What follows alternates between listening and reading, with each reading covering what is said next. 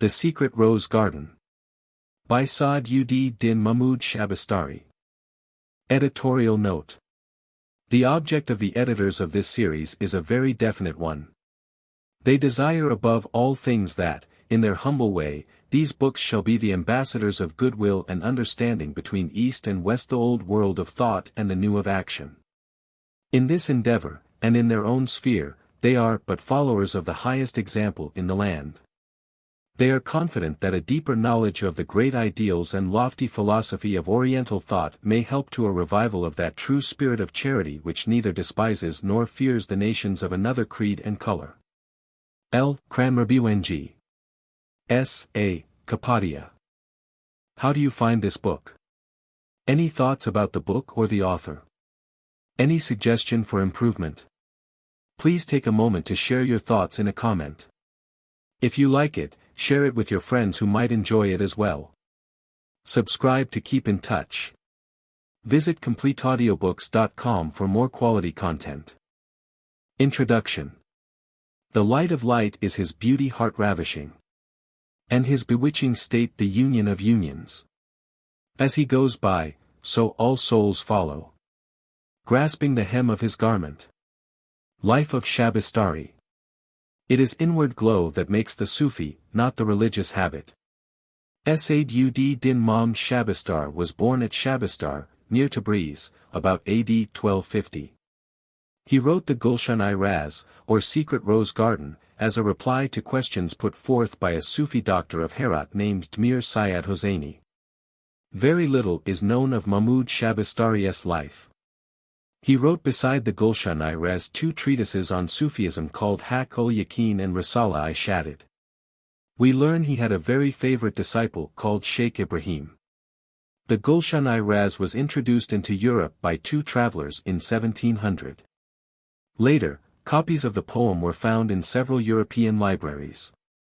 In 1821 Dr. Luck, of Berlin, published extracts, and in 1825 a German translation of part of the poem appeared in another of his books. Afterwards a verse translation and the Persian text was published by von Hammer-Purgstall in Berlin and Vienna. The Gulshan-i Raz was translated into English and published, with the Persian text and extracts from Hammer's edition and Lajihi's notes, by Mr. Winfield in 1880. Sufi Poetry. Readers of Sufi poetry for the first time are liable to be amazed, perhaps even repelled, by the extravagant language, by the familiarity with the deity, by the apparent disregard of all human and divine laws. But on further examination the wonder of the Sufis' love for their beloved shines out with a clear intensity, a beautiful luminous brightness. They are in love with the One, and their love takes the form of exquisite songs of praise and wonder. I heard entranced, my spirit rushed to meet love's welcome order, for the voice was sweet. Vaughan says, Oriental mysticism has become famous by its poets, and into poetry it has thrown all its force and fire.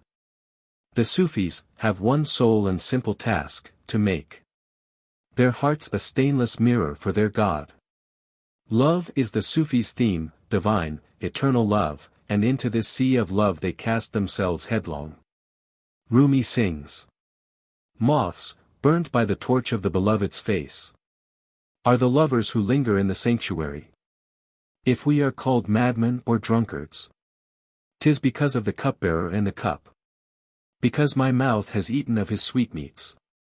In a clear vision I can see him face to face. Sufi Symbolism.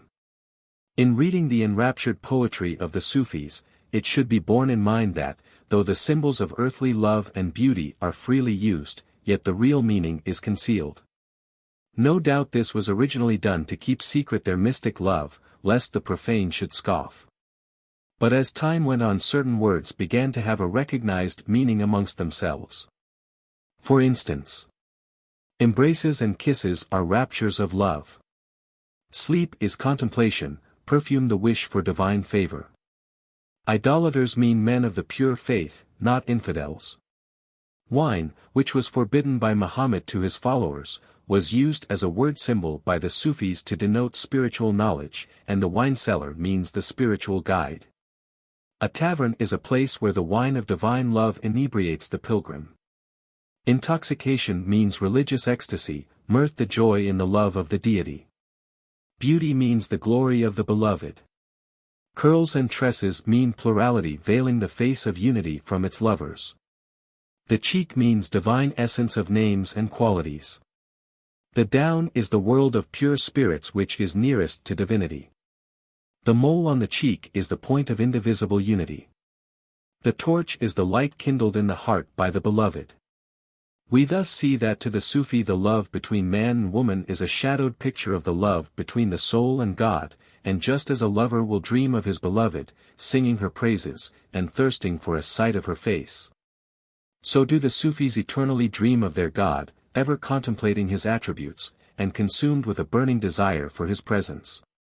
The history of mysticism contains many impassioned love songs to the Absolute, but in Sufi poetry there is a peculiar richness, a depth, a color which fascinates and charms so many of us.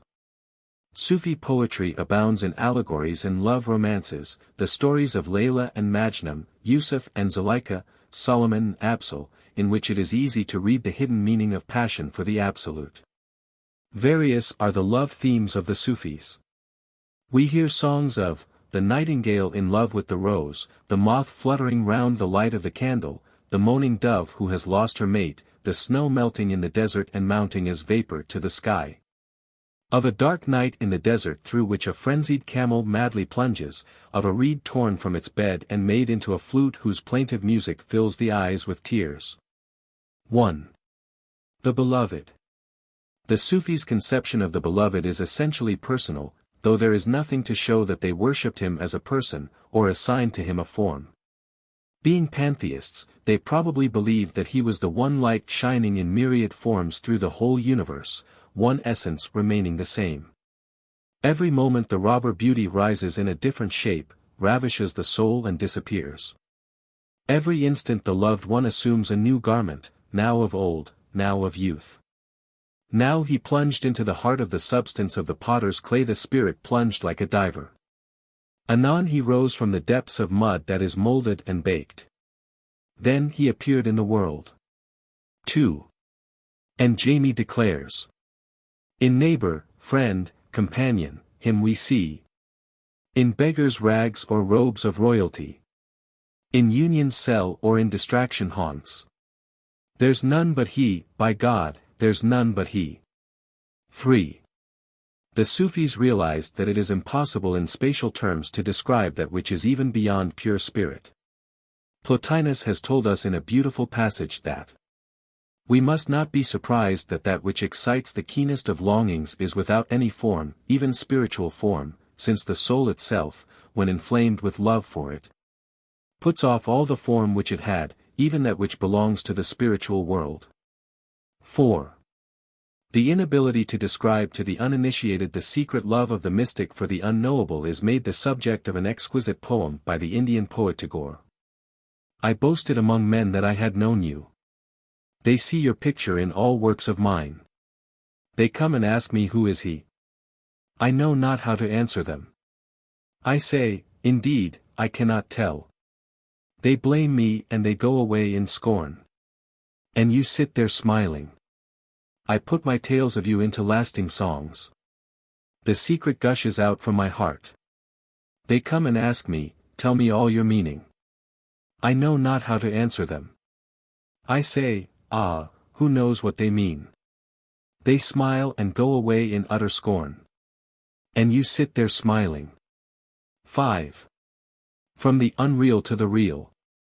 The Sufis believed that the phenomenal world is the unreal, that the reason men are blind to the existence of the real world, which is the spiritual, is because there are veils and mists separating the soul from God. This world appears real to the man who cannot use his spiritual eye and view the beyond. Having no discernment of the unseen, he does not believe in its existence. But whosoever becomes aware of the divine light shining in the heart, and who realizes the love of God in the soul, is able to pass from the unreal to the real. He will see gold wherever we go, and pearls wherever we turn, and silver in the waste. So exquisite is the vision of the all-beautiful that whoever has had this vision instantly becomes enamored, and leaves the world of shadows and change to contemplate the One. He will not rest until he has purified his life, cast aside everything that may be a hindrance in his path, and he will spend his whole life in communion with God. At the same time pouring out in love songs and praise all the worship and adoration of his soul. By God, sun never rose or set but thou wert my heart's desire and my dream. And I never sat conversing with any people. But thou wert the subject of my conversation. In the midst of my comrades. And I never mentioned thee in joy or sorrow. But love for thee was mingled with my breath. And I never resolved to drink water, when I was athirst. But I saw an image of thee in the cup.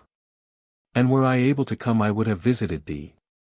Crawling on my face or walking on my head. When the Sufi has passed to the real world he is able to see earthly existence in its true light. I am lost to myself and unconscious. And my attributes are annihilated.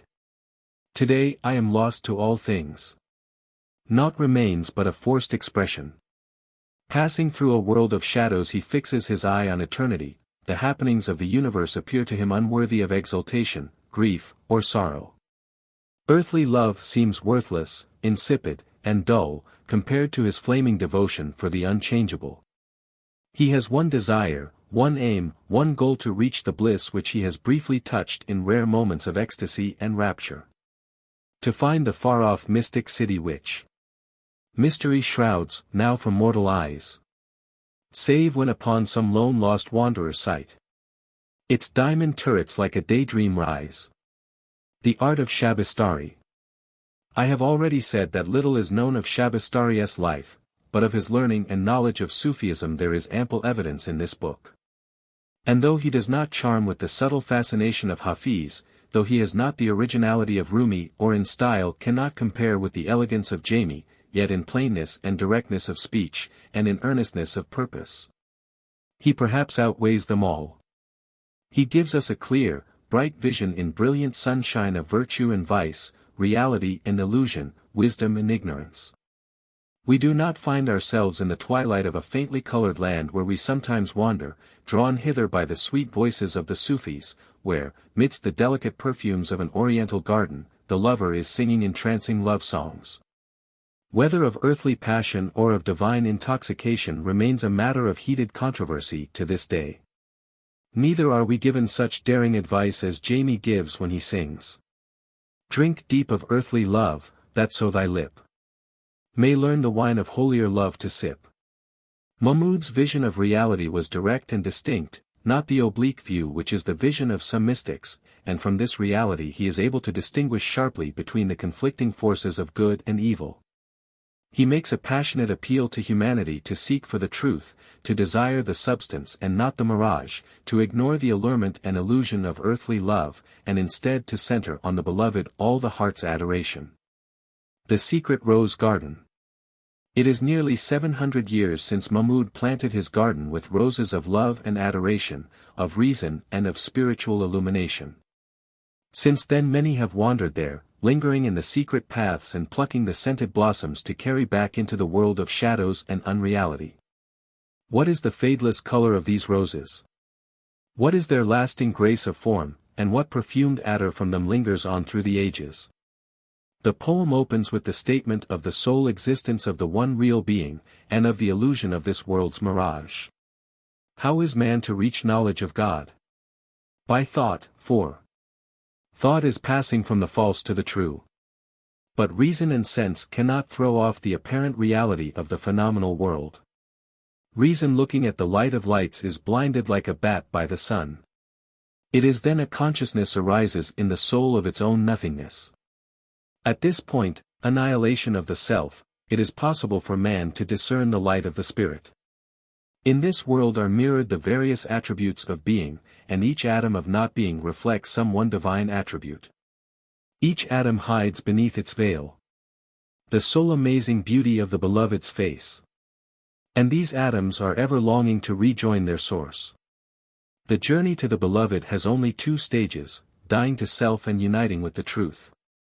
When man's lower self is dead, the real self remains and is above the dominion of the law. These two stages, that journey to God and the journey down to God, are a circuit. He who has revolved round this circuit is a perfect man. On being born into this world, man is possessed by evil passions, and if he gives way to them his soul is lost. But in each soul there is an instinct for God and a longing for holiness. If man will foster this instinct and develop this longing, a divine light will shine on him, and he, repenting, turns and journeys towards God, casting away self, he will meet and be united with the truth in spirit. This is the holy state of the saints and prophets. But the man must not rest in this divine union. He must return to this world of unreality, and in the downward journey must keep the ordinary laws and creeds of men. This phenomenal existence, i.e., not being, is an illusion which is typified by considering the unreality of echoes and reflections, and by pondering on past and future time, and on passing events, which seem at the moment of their existence to be real, but fading into the past become vague and shadowy. The dispositions acquired by man in this life will in the next world be manifested in spiritual bodies, each form will be appropriate to its past life. The material idea of paradise and houris will then be known to be an idle tale. No quality or distinction will remain for the perfect will. Then drink of the cup of union with God. Such is the hope of the Sufis, but in this world the intoxication of the cup of union is followed by the headache of separation. The central tree of beauty. All round his garden Mahmud has planted these roses of reason, belief, knowledge, and faith. They are blooming everywhere, beautiful in their vivid coloring of truth and purity. But it is in the center that we find a rose tree of glory unequaled, glowing with the blossoms of love's devotion. This is the tree which Mahmud planted with all his heart's adoration, the description of the perfect face of the beloved. It is at this spot we wait entranced, and through the mystic stillness we seem to hear the voice of him who, long ago for love's sake, planted this rose tree, echoing his sublime utterance. See but one, say but one, know but one. Florence Letterer. Acknowledgment. I wish to acknowledge my indebtedness to Professor E. H. Winfield, whose book, The Standard Translation of the Gulshan-i Raz, has been of the greatest assistance to me in compiling this little volume. I am grateful to Dr. R. A. Nicholson for kind permission to quote from his works on Sufism, and to Captain L. Cramerbane I offer my best thanks for his kind interest in my work, and for many helpful hints and suggestions. Part 1. The perfect face of the beloved. The eye and the lip. What is the nature of the eye and the lip? Let us consider. Coquettish and intoxicating glances shine from his eye. The essence of existence issues from his ruby lip. Hearts burn with desire because of his eye, and are healed again by the smile of his lip. Because of his eye hearts are aching and drunken. His ruby lip gives soul garments to men. His eye does not perceive this visible world. Yet often his lip quivers with compassion. Sometimes he charms us with a touch of humanity, and gives help to the despairing. It is his smile that gives life to man's water and clay. It is his breath that opens heaven's gate for us. A corn-baited snare is each glance of that eye, and a wineshop lurks in each corner. When he frowns the wide world is laid waste, but is restored every moment by his kiss. Our blood is at fever point because of his eye. Our souls demented because of his lip. How he has despoiled our hearts by a frown. How he has uplifted our souls by a smile. If you ask of him an embrace, his eye will say, yeah, his lip, nay. He finished the creation of the world by a frown. Now and then the soul is revived by a kiss. We would give up our lives with despair at his frown, but would rise from the dead at his kiss. When the world meditates on his eye and his lip, it yields itself to the intoxication of wine. The mole. The single point of the mole in his cheek is a center from which circles a circumference. The two worlds circle round that center. The heart and soul of Adam evolved from there. Hearts bleed because they are a reflection of the point of that black mole. And both are stagnant, for there is no escape of the reflection from the reflect. Unity will not embrace plurality, for the point of unity has one root only. I wonder if his mole is the reflection of my heart, or my heart the reflection of his mole. Was my heart created from his mole's reflection? Or may it be seen shining in his mole? I wonder if my heart is in his face, or if his mole abides in my heart. But this is a deep secret hidden, alas, from me. If my heart is a reflection, why is it ever so changing? Sometimes tired like his brilliant eye, sometimes waving to and fro as his curl waves, sometimes a shining moonbeam like his face, sometimes a dark shadow like his mole. Sometimes it is a mosque, sometimes a synagogue, sometimes a hell, sometimes a heaven, sometimes soaring above the seventh heaven, sometimes buried far below this earth. After a spell the devotee and ascetic turns again to wine, lamp, and beauty. The curl. If you ask of me the long story of the beloved's curl, I cannot answer, for it contains a mystery which only true lovers understand. And they, maddened by its beauty, are held captive as by a golden chain. I spoke too openly of that graceful form, but the end of the curl told me to hide its glory, so that the path to it should be twisted and crooked and difficult. That curl enchains lovers' hearts, and bears their souls to and fro in the sea of desire. 100,000 hearts are tightly bound, not one escapes, alas. No single infidel would remain in the world, if he could see the shaking aside of those black curls. And on the earth there would not remain a faithful soul, if they were always in their place. Suppose they were shorn. No matter. Day would increase and the night disappear. As a spider spreads its nets to ensnare, so does the beloved in wantonness shake his locks from off his face. Behold his hands plundering reason's caravan, and with knots binding it tight. Never at rest is that curl, ever moving to and fro, making now night, making now morning, playing with the seasons in wonder. Adam was created when the perfume of that amber-scented curl was blown by the wind on his clay. And I too possess an ensample. I cannot wait for a moment, but breathlessly start working anew, to tear my heart out of my breast. Sore troubled am I by that curl, which veils my longing soul from his face. The cheek and the down. The theater of divine beauty is the cheek, and the down is the entrance to his holy presence. Beauty is erased by his cheek, who says, without my presence you are non-existent. In the unseen world the down is as green meadows, leading to the mansion of eternal life. The blackness of his curl turns day into night. The down of his cheek holds the secret of life.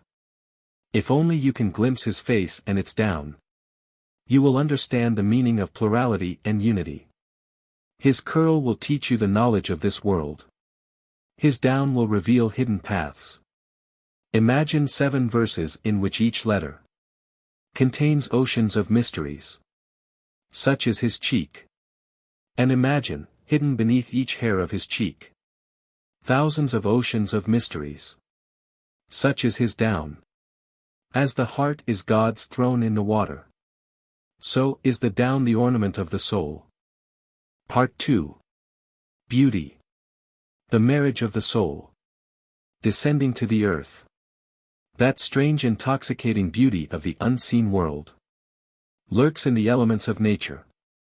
And the soul of man, who has attained the rightful balance, becoming aware of this hidden joy, straightway is enamored and bewitched. And from this mystic marriage are born the poet's songs, inner knowledge, the language of the heart, virtuous living, and the fair child beauty. And the great soul gives to man as dowry the hidden glory of the world. The charm of beauty from the unseen world descends, heavenly beauty, and plants its flag in the city of earthly fairness, throwing the world's array into confusion. Now riding the steed of comeliness, now flourishing the sword of eloquence, and all alike bow down. Saints and kings, dervishes and prophets, swayed by the charm of beauty's fascination. Earthly beauty. Whence the charm of a fair face? Not earthly beauty only can so allure us with its loveliness. Perchance we see in this, as in a cloudy mirror, the far faint reflect of the perfect face. And these deep feelings of delight and wonder can only issue from the one true beauty. For in divine perfection there is no other partner. Nor is it all desire and lust that tempts men's hearts with longing. Evil appears but as the other side of truth. Part 3. The Sea and its Pearls. A drop of sea water. Behold how this drop of sea water has taken so many forms and names. It has existed as mist, cloud, rain, dew, and mud. Then plant, animal, and perfect man. And yet it was a drop of water from which these things appeared. Even so this universe of reason, soul, heavens, and bodies was but a drop of water in its beginning and ending.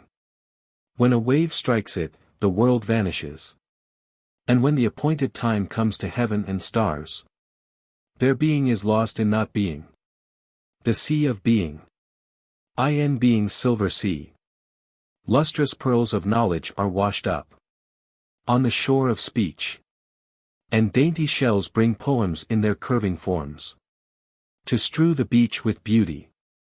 Each wave that breaks in foaming arcs casts up 1,000 royal pearls that hold strange murmuring voices, gems of devotion, joy, and love.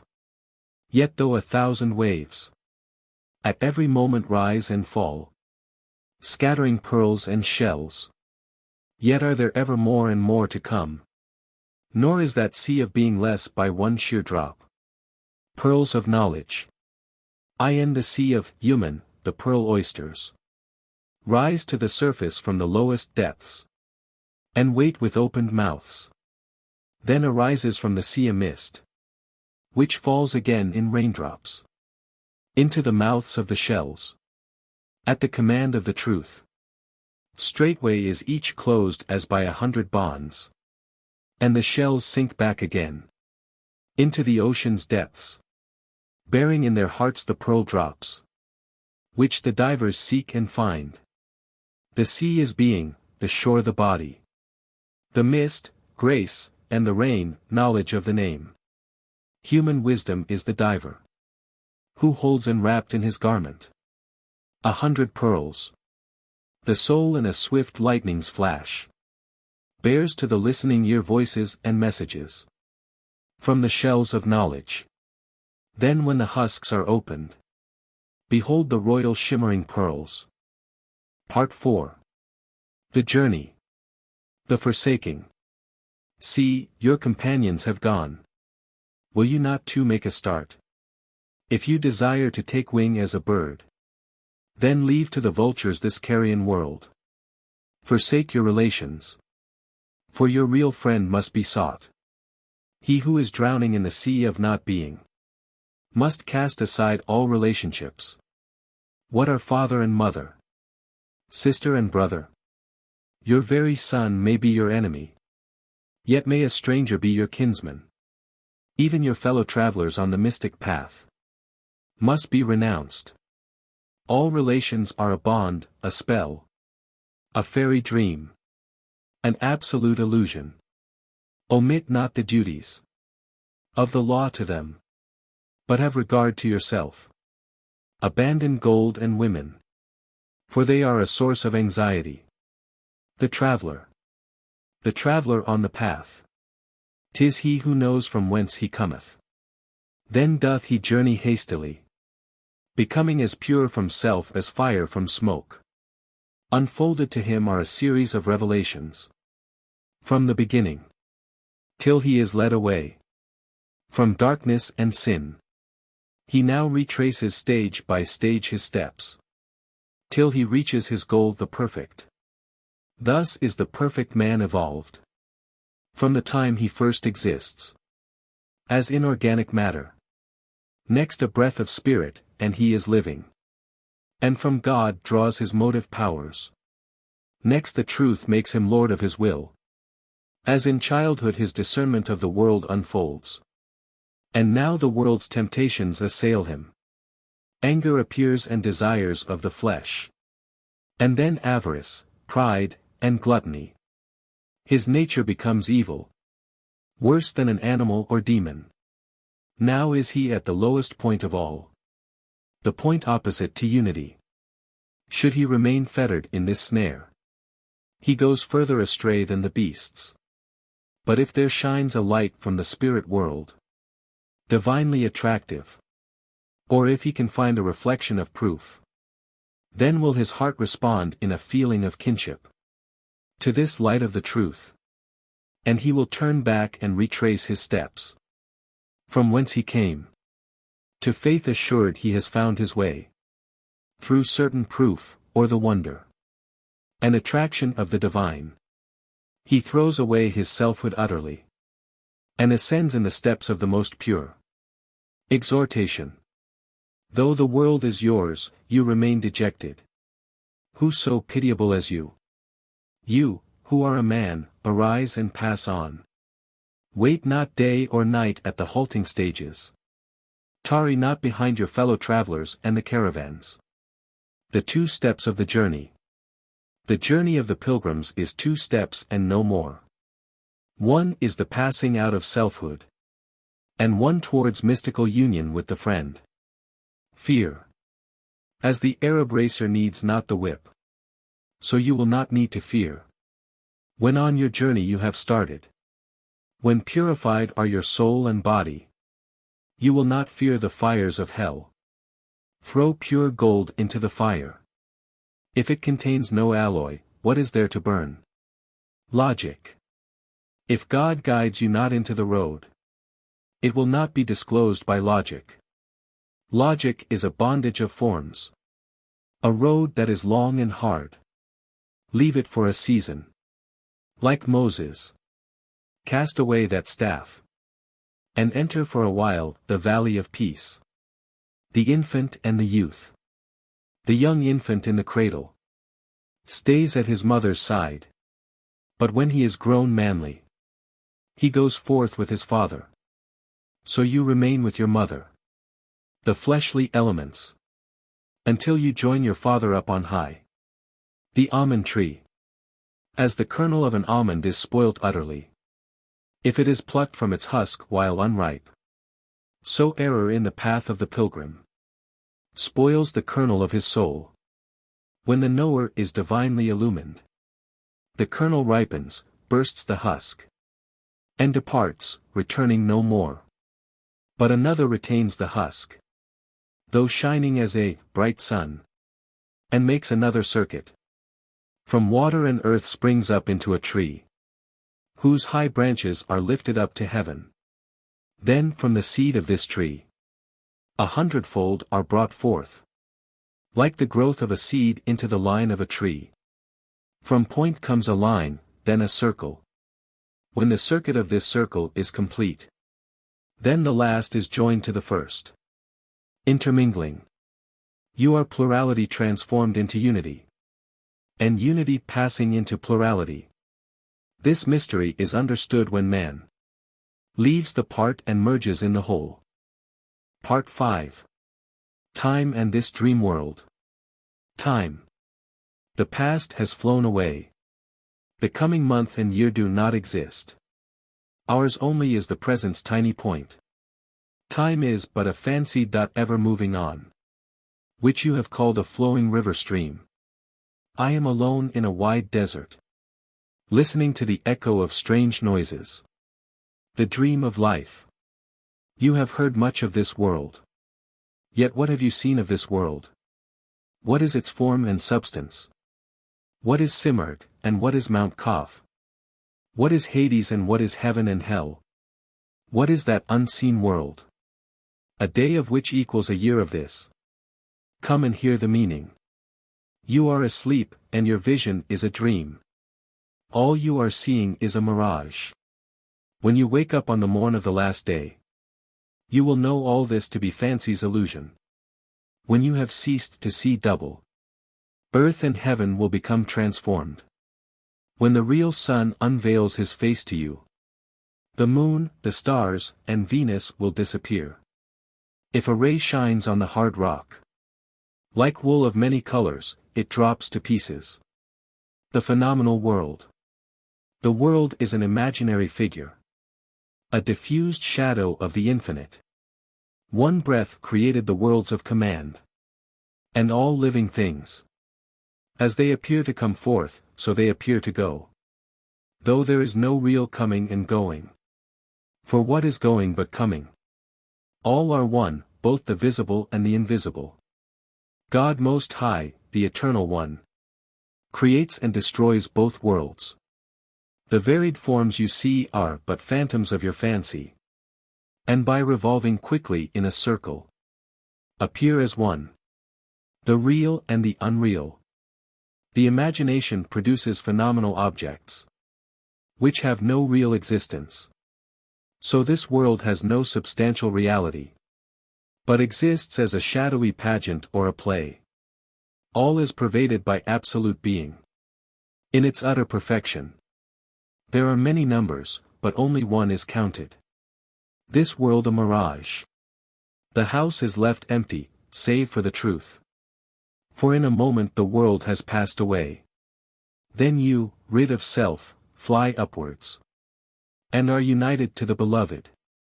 Union is yours when this dream world fades and dies away. Part 6. Reflections. Sun reflections. Sun reflections from the unseen world are all the objects of this mortal sphere. As curl, down, mole, and brow on a fair face. For beauty absolute reigns over all. When the ears first hear these words, they seem to denote sensual objects. But as there is no language for the infinite, how can we express its mysteries? In finite words? Or how can the visions of the ecstatic be described in earthly formula? So mystics veil their meanings in these shadows of the unseen, the objects of the senses. As a nurse to an infant, so is the infinite to the finite. Once these words were used in their proper sense, but now are concealed lest the vulgar should profane. Annihilation, intoxication, the fever of love, are the three states of the mystic. And those who abide in these states at once comprehend the meanings veiled in the words. But if you know them not, pretend not you understand like an ignorant infidel. For all cannot be mystics or grasp the mysteries. No mere illusions are the mystic's dreams. And a man of truth does not vainly talk. To comprehend requires revelations or great faith. Briefly have I explained these words and their meanings, so that you may apply them in their right intent, remembering the attributes of each. Compare them in a right manner, and refrain from the wrong comparisons. Now that these rules are understood, I will show you more of their application. The mirror. Your eye has not strength enough to gaze at the burning sun, but you can see its brilliant light by watching its reflection mirrored in the water. So the reflection of absolute being can be viewed in this mirror of not being.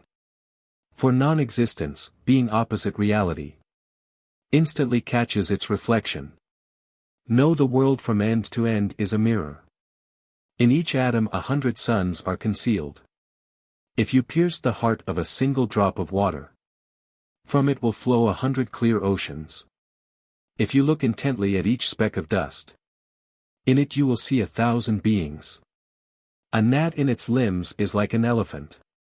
In name a drop of water resembles the Nile. In the heart of a barley corn is stored 100 harvests. Within a millet seed a world exists.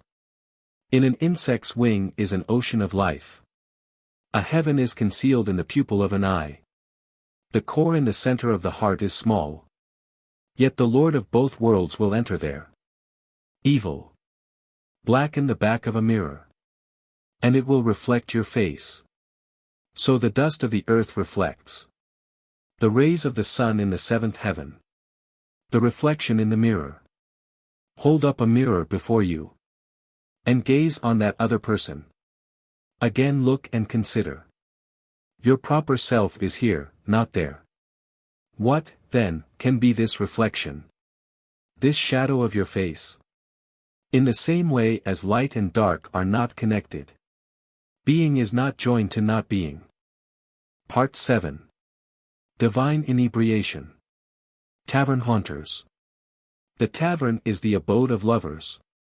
The place where the bird of the soul nests. The rest house that has no existence. In a world that has no form. The tavern haunter is desolate in a lonely desert. Where he sees the world as a mirage. The desert is limitless and endless. For no man has seen its beginning or ending. Though you feverishly wander for 100 years. You will be always alone. For the dwellers there are headless and footless. Neither the faithful nor infidels. They have renounced both good and evil. And have cast away name and fame. From drinking the cup of selflessness. Without lips or mouth.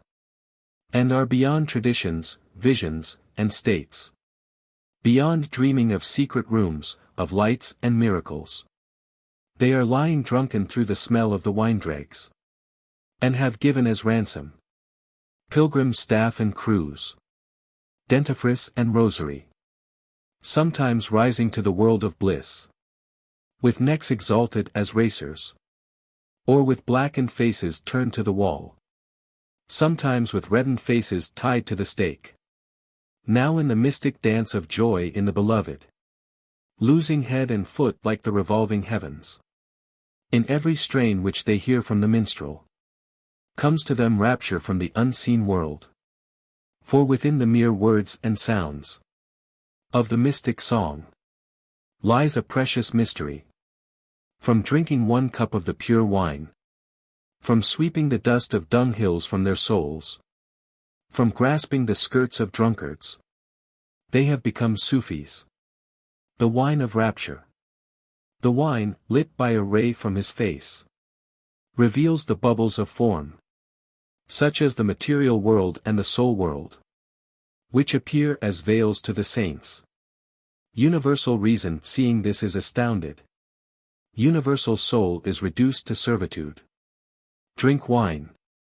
For the bowl is the face of the friend. Drink wine. For the cup is his eye, drunken and flown with wine. Drink wine. And be free from heart coldness. For a drunkard is better than the self-satisfied. The whole world is his tavern. His wine cup the heart of each atom. Reason is drunken, angels drunken, soul drunken. Air drunken, earth drunken, heaven drunken. The sky, dizzy from the wine fume's aroma. Is staggering to and fro. The angels, sipping pure wine from goblets.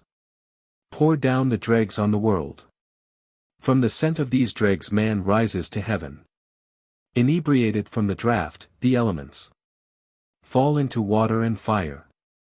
Catching the reflection, the frail body becomes a soul. And the frozen soul by its heat. Thaws and becomes living. The creature world remains giddy. Forever straying from house and home. One from the dregs' odor becomes a philosopher. One viewing the wine's color becomes a relator.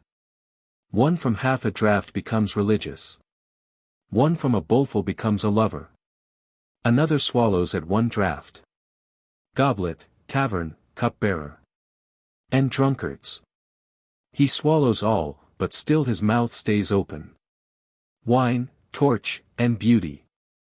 Truth's manifestations. Are wine, torch, and beauty. Wine and torch are the light and shining of the knower. Beauty is concealed from none. Wine is the lamp shade. And torch the lamp. Beauty is the spirit light. So bright, it kindles sparks. In the heart. Wine and torch are the essence of that blinding light. Beauty is the sign of the divine. Drink this wine and, dying to self, you will be freed from the spell of self.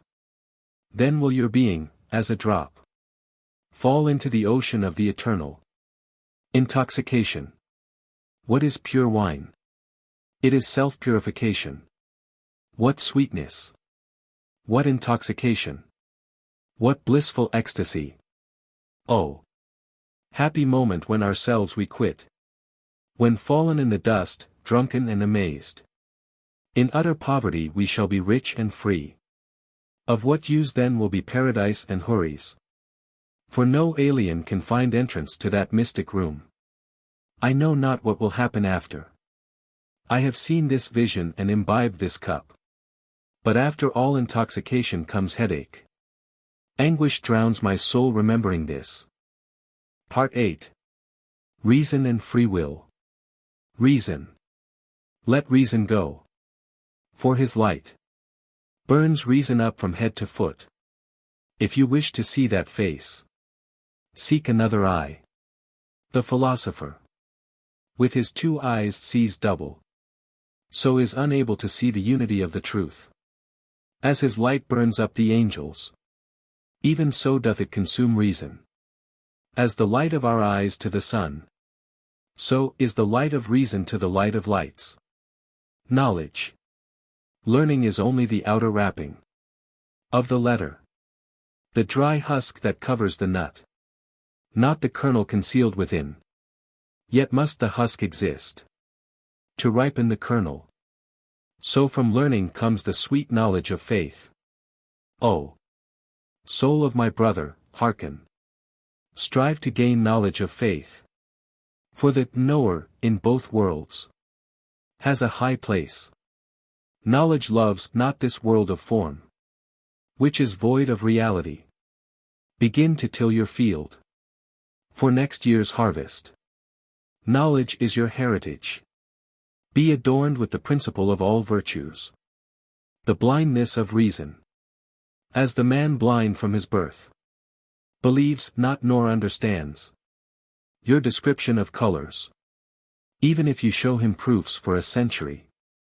So blind reason cannot see the future state. But beyond reason man has a certain knowledge, which God has placed in his soul and body, whereby he perceives hidden mysteries. And like the fire in flint and steel, when these are struck together, the 2 worlds for him are lit up in a flash. Free will. You say, I myself have free will. For my body is the horse and my soul the rider. The reins of the body are in the hands of the soul. The entire direction is given to me. Oh! Foolish one, these are falsehoods and delusions that come from an illusory existence. As your essence is nothingness, how can you have free will, seeing that your being is one with not being? Whence comes this free will of yours? Imagination distributes actions, as in a play or a farce. For when your actions were planned, before your existence, you were created for a certain purpose, by the desire of the truth. Therefore is man predestined, before his existence, to certain appointed work. Oh, wondrous ways of thine, without how or why. The honor of man consists of slavery, in having no share of free will. Of himself man has nothing. Yet of good and evil God asks him.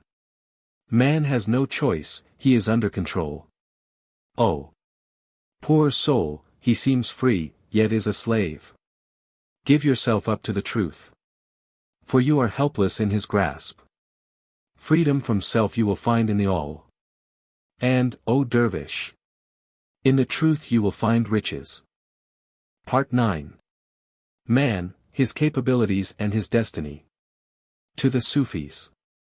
You are bound by a cord to the soul of the creatures before you. Therefore they are subject to your dominion. And the soul of each is hidden in you. In the midst of the world you are the kernel, the center of the world. The world of reason and mind is your fortune. Earth and heavens your garments. Your natural powers are 10,000. Transcending limits and reckonings. I and you.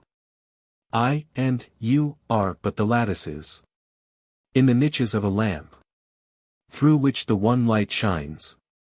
I and you are the veil between heaven and earth. Lift this veil and you will see no longer the bond of sects and creeds. When I and you do not exist. What is mosque, what is synagogue? What is the temple of fire? Reflected forms of habit. Repeat an action several times, and you master it. Habit makes dispositions. As fruits become ripe by time. By practice man learns a trade. By habit he collects his thoughts. Remember at the last day. All your habits and actions will be clearly seen. For the garment of the body will be stripped. And the form left will reflect your vices and virtues. As objects are reflected in pure water. Again, your dispositions will be embodied. Made manifest as lights and fires. For all phenomenal limitations will be removed. You who are pure from earthly form, illumined by the truth, will appear all heart. From your stainless love. Then will you be possessed by intoxication. Scattering in confusion the two worlds. The lowest necessary. If there were no sweepers in the world would be buried in dust. A faithful servant. To become a faithful servant. Cultivate faith and sincerity. Renew your belief every instant. While unbelief dwells in your heart. Abandon the wish to be seen of men. Cast off the blue-patched robe of the dervish. And bind on the Magian girdle. Be a believer, be a believer, be a believer. Far and near. If he sheds his light on you, you become near to him. And far from your own existence. For by nearness to him, you become far from yourself. What profit is there to you in your non-existent existence? The sage. Virtue and equity. Courage and temperance. Are the four qualities of the sage. He is not over-cunning or a fool. His appetites are under control. From cringing and boasting he is free. And from foolhardiness and cowardice. All virtues lie between. Excess and defect. A narrow path betwixt. Hell's bottomless abyss. Fine and sharp as a sword blade. Which permits no lingering. Or turning round. Equipoise is the summit of perfection. Becoming like a simple essence. As the rays of the sun shine upon the earth. So the light from the spirit world shines brightly on him. Who has attained this equilibrium? The prophet and the saint. The prophet, resplendent in his perfection, is as the sun's bright light. And the saint, concealing his saintship, is as the subdued light of the moon. By fellowship, the saint is intimate with the prophet, and finding entrance to that secret chamber. He loves and is beloved by the truth. The first and the last. The two worlds produced the soul of Adam. Which, though first in thought, was created last. In man's self is disclosed the final cause. For there is none beyond him. O first, who are also the substance of the last. O hidden, who are also the essence of the manifest. You, who day and night are wondering about yourself. Think of self no more. For the end of such thought is confusion. Annihilation of phenomena. The heavens and the stars. At the appointed time will disappear. A wave will strike the earth. And lo! It vanishes. Only the truth will remain unchangeable. And you, at that moment, passing from this dream life, with self discarded, will be one with the beloved. Oh! Master, ponder on your coming and your going, and the thousand existences that lie before you. The written faith. Read the writing on your heart, and you will understand whatever you desire. For on the day he kneaded the clay, he wrote on your heart, by grace, the faith. The perfect man. In spite of his inheritance. The perfect man is a slave, and does the work of a slave. The law is his outer garment, though his inner is the mystic path.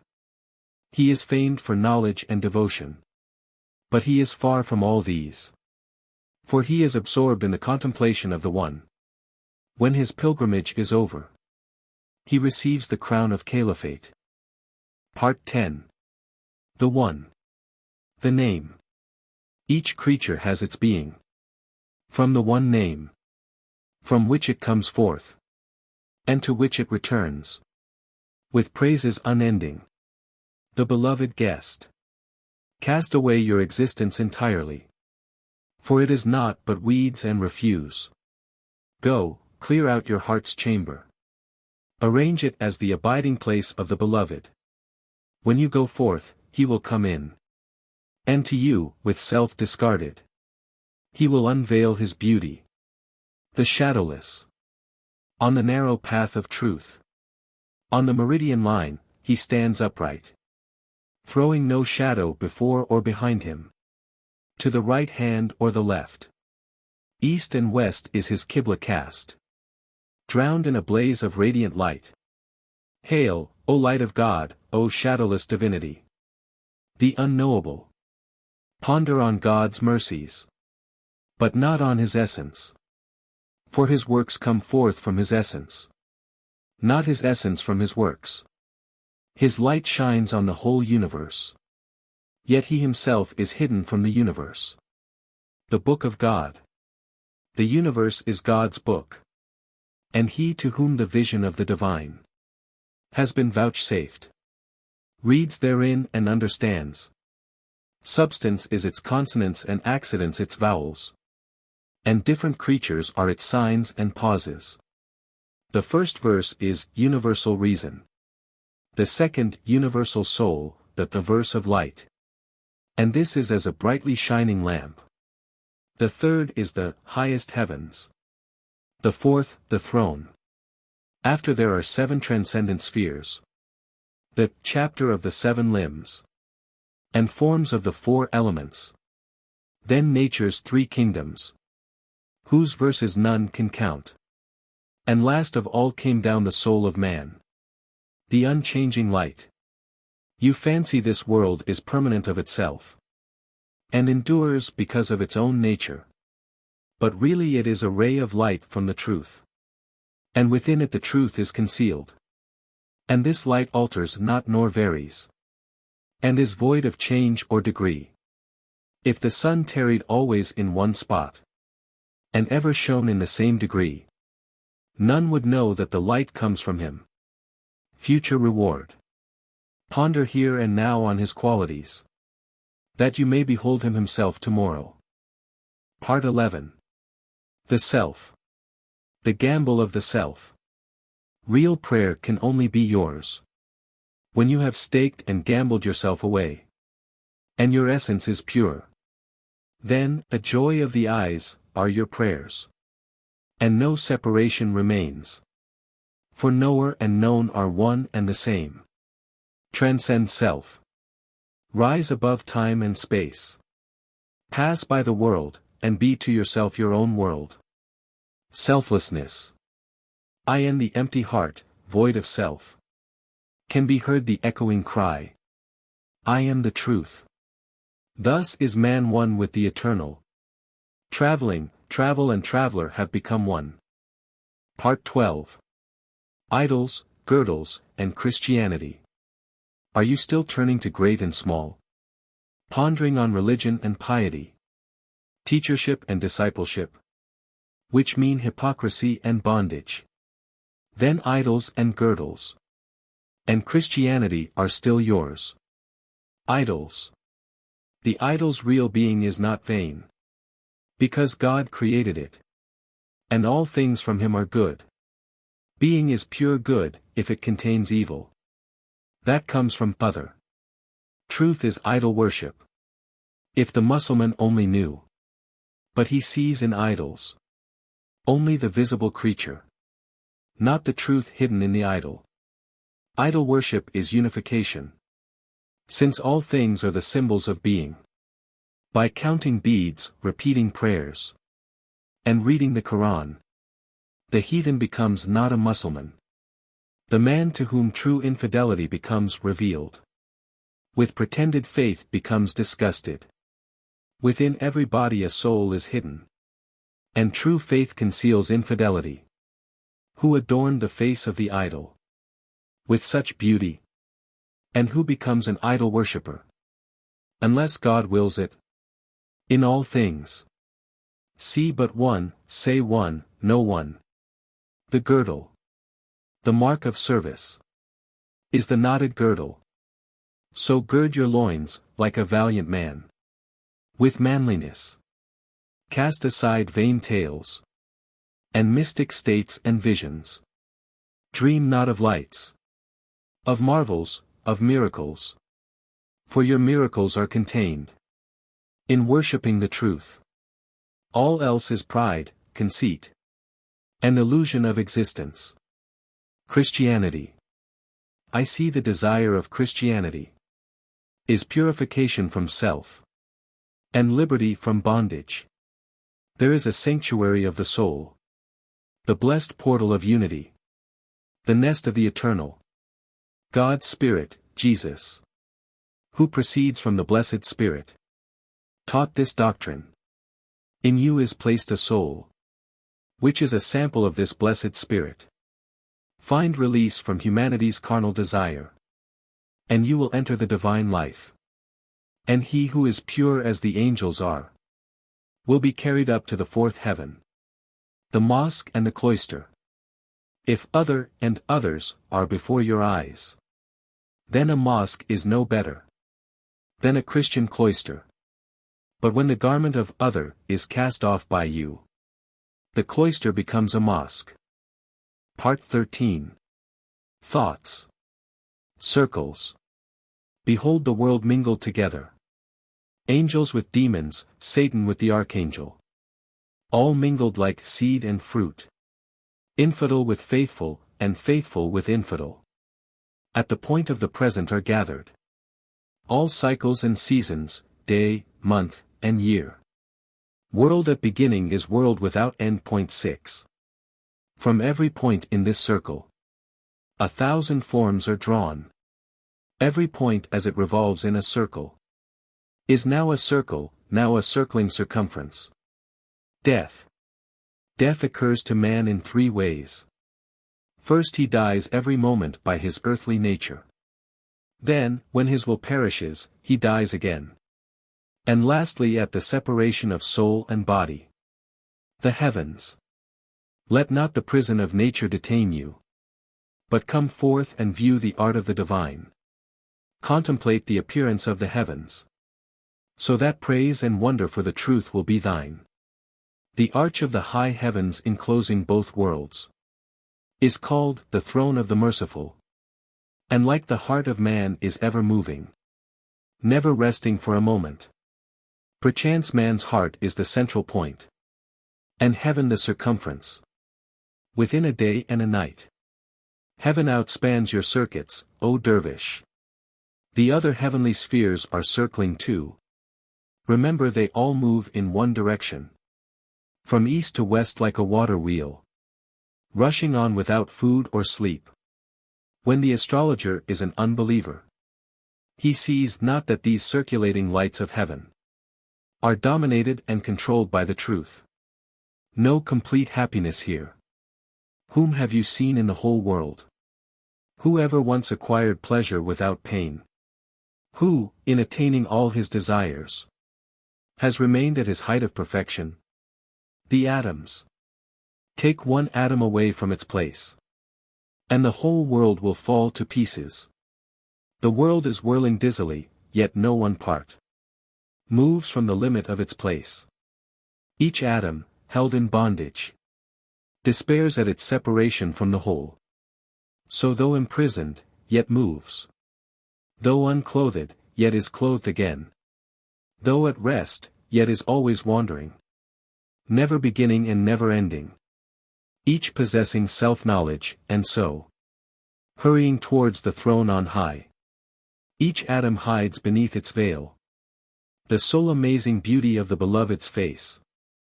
The praise of the atoms, continually dwelling in all mystic lore, continually singing the song of praise.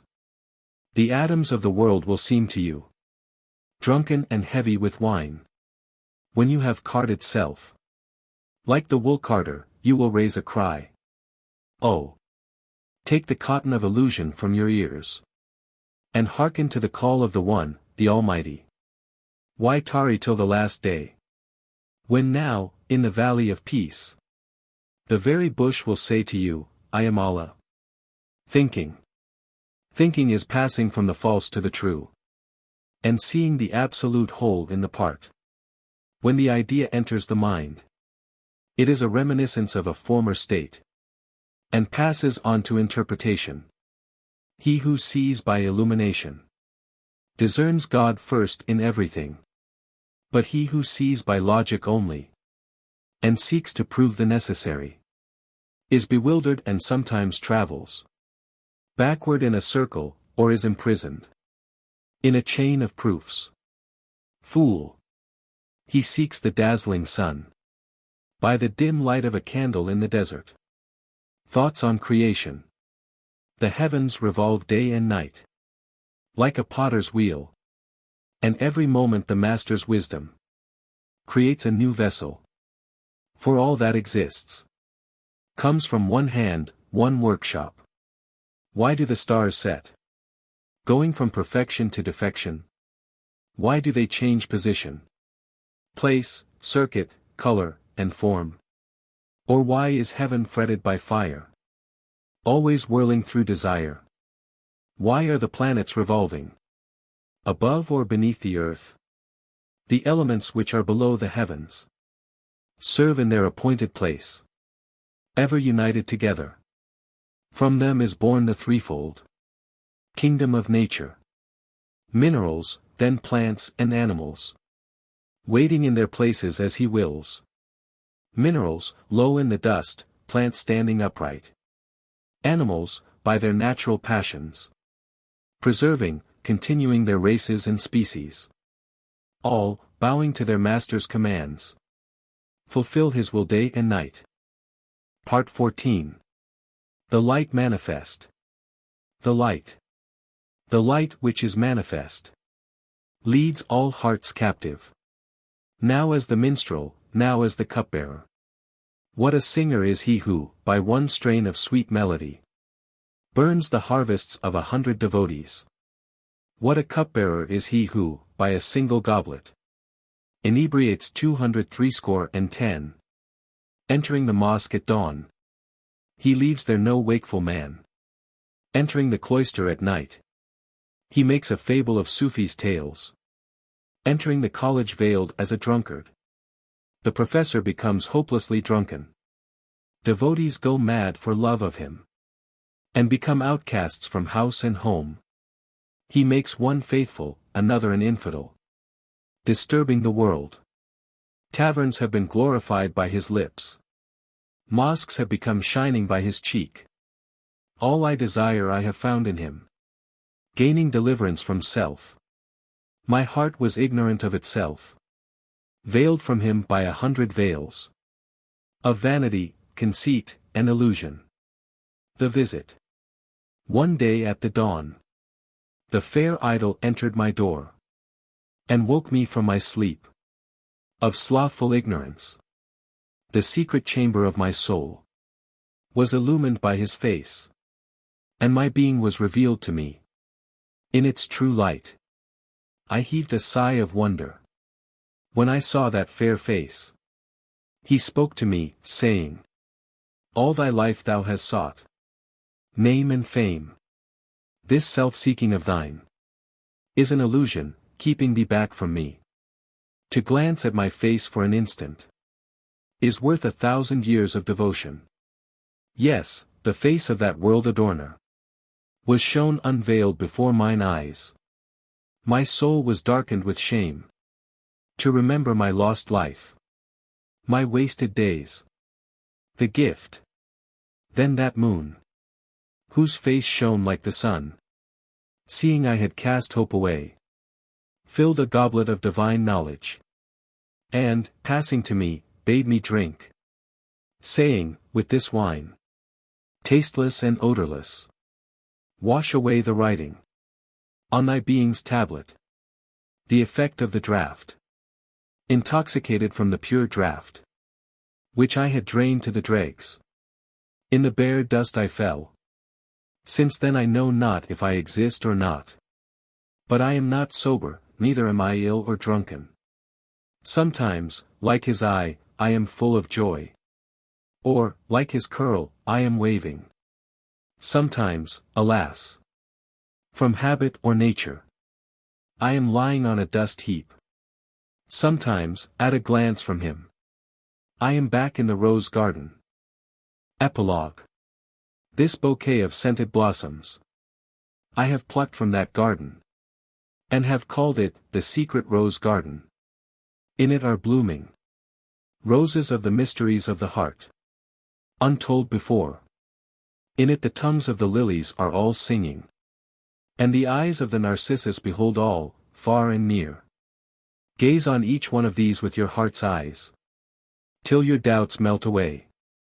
You will see tradition, earthly and mystical truths, all arranged clearly in knowledge of detail.